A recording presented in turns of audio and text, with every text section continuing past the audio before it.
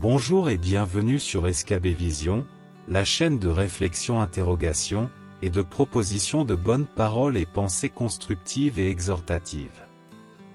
Si vous aimez ce contenu, n'hésitez pas à lâcher un pouce en haut, et à partager cette vidéo et celle à venir. N'oubliez pas de vous abonner. Merci et à très bientôt. Aujourd'hui, je partage avec vous quelques perles enrichissantes de la parole vivante et éternelle. Lisons et méditons ensemble les Saintes Écritures. Si quelqu'un veut faire sa volonté, il connaîtra si ma doctrine est de Dieu, ou si je parle de mon chef. Le ciel et la terre passeront, mais mes paroles ne passeront point. Bienheureux est celui qui lit, et ceux qui écoutent les paroles de cette prophétie, et qui gardent les choses qui y sont écrites, car le temps est proche. Les choses cachées sont pour l'Éternel notre Dieu, mais les choses révélées sont pour nous et pour nos enfants à jamais, afin que nous fassions toutes les paroles de cette loi. Car nous ne vous avons point donné à connaître la puissance et la venue de notre Seigneur Jésus-Christ en suivant des fables artificieusement composées, mais comme ayant vu sa majesté de nos propres yeux. Car il reçut de Dieu le Père honneur et gloire, quand une telle voix lui fut adressée de la gloire magnifique, celui-ci est mon Fils bien-aimé, en qui j'ai pris mon bon plaisir. Et nous entendîmes cette voix émaner du ciel, étant avec lui sur la sainte montagne. Nous avons aussi la parole des prophètes plus ferme, à laquelle vous faites bien d'être attentifs, comme à une chandelle qui a éclairé dans un lieu obscur, jusqu'à ce que le jour ait commencé à luire, et que l'étoile du matin se soit levée dans vos cœurs. Considérons premièrement ceci, qu'aucune prophétie de l'Écriture ne procède d'aucun mouvement particulier. Car la prophétie n'a point été autrefois apportée par la volonté humaine, mais les saints hommes de Dieu étant poussés par le Saint-Esprit, ont parlé. Mais comme il y a eu de faux prophètes parmi le peuple, il y aura aussi parmi vous de faux docteurs, qui introduiront couvertement des sectes de perdition, et qui renonceront le Seigneur qui les a rachetés, amenant sur eux-mêmes une soudaine perdition. La mort et la vie sont au pouvoir de la langue, et celui qui l'aime mangera de ses fruits. Ainsi donc maintenant il n'y a nulle condamnation pour ceux qui sont en Jésus-Christ, lesquels ne cheminent point selon la chair, mais selon l'Esprit. Parce que la loi de l'Esprit de vie qui est en Jésus-Christ, m'a affranchi de la loi du péché et de la mort. Parce que ce qui était impossible à la loi, à cause qu'elle était faible en la chair, Dieu ayant envoyé son propre Fils en forme de chair de péché, et pour le péché, a condamné le péché en la chair. Afin que la justice de la loi fût accomplie en nous, qui ne cheminons point selon la chair, mais selon l'Esprit. Car ceux qui sont selon la chair, sont affectionnés aux choses de la chair, mais ceux qui sont selon l'Esprit, sont affectionnés aux choses de l'Esprit.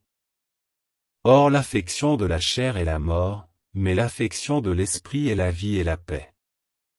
Parce que l'affection de la chair est inimitié contre Dieu, car elle ne se rend point sujette à la loi de Dieu, et aussi ne le peut-elle point.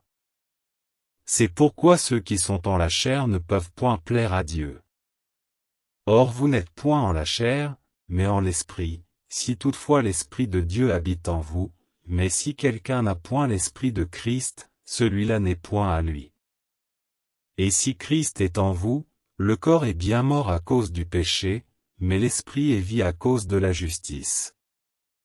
Or si l'Esprit de celui qui a ressuscité Jésus des morts habite en vous, celui qui a ressuscité Christ des morts, vivifiera aussi vos corps mortels à cause de son Esprit qui habite en vous. Ainsi donc, mes frères, nous sommes débiteurs, non point à la chair, pour vivre selon la chair. Car si vous vivez selon la chair, vous mourrez, mais si par l'Esprit vous mortifiez les faits du corps, vous vivrez. Or tous ceux qui sont conduits par l'Esprit de Dieu, sont enfants de Dieu.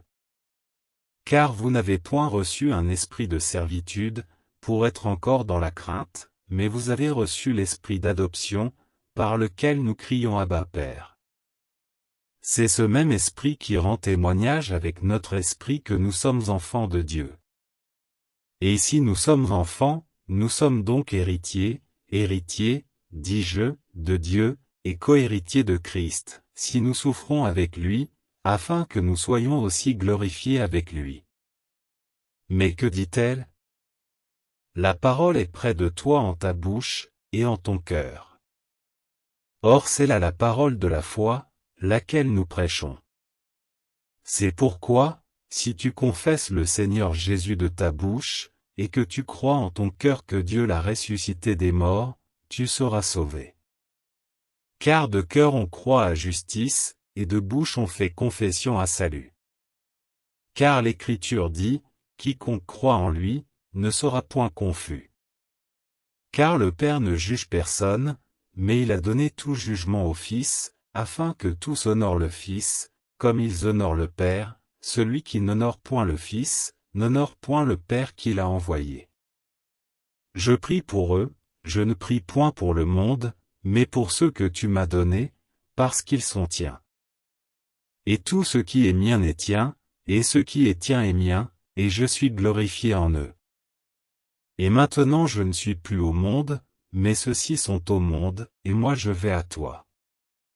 Père Saint, garde-les en ton nom, ceux, dis-je, que tu m'as donnés, afin qu'ils soient un, comme nous sommes un. Jésus répondit, mon règne n'est pas de ce monde.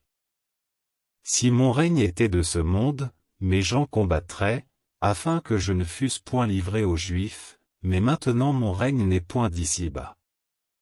Toutes choses m'ont été accordées par mon Père, mais personne ne connaît le Fils que le Père, et personne ne connaît le Père que le Fils, et celui à qui le Fils l'aura voulu révéler. Venez à moi, vous tous qui êtes fatigués et chargés, et je vous soulagerai. Chargez mon joug sur vous, et apprenez de moi, parce que je suis doux et humble de cœur, et vous trouverez le repos de vos âmes. Car mon joug est aisé, et mon fardeau est léger.